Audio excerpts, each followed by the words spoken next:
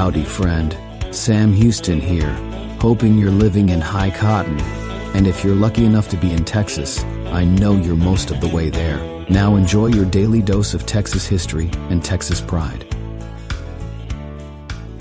Howdy, friend. Welcome back to the Feed Bandit podcast and your Texas History Roundup for June 24th.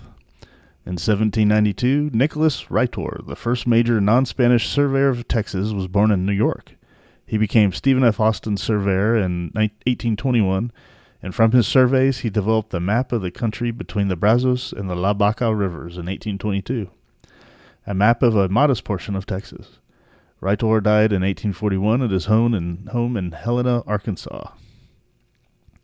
In 1851, Fort Belknap, a U.S. Army post, was founded on the Brazos River in Young County.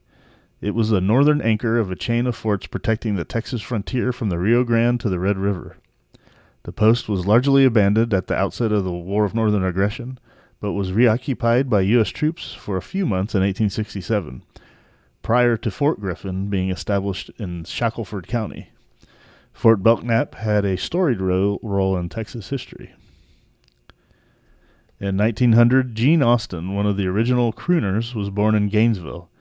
He had many hits, including My Melancholy Baby, Girl of My Dreams, My Blue Heaven, Carolina Moon, and Sleepy Time Gal. Among his original compositions were When My Sugar Walks Down the Street, How Come You Do Me Like You Do, and Lonesome Road. Austin died in 1972. In 1924, Big Lake's number 9 oil well in the Permian Basin came in at 1,400 barrels per day. This was followed by number 10 at 1,800 barrels per day and on July 11th, and number 11 at 3,600 barrels per day on July 31st, confirmed the Big Lake's oil field's huge potential. And in 2022, the U.S. Supreme Court overturned Roe v. Wade, thus leaving the decision on abortion up to each state, which, amazingly enough, was finally the correct ruling in that case. Nowhere in the U.S. federal Constitution does it give the U.S. government any power to rule on something like that.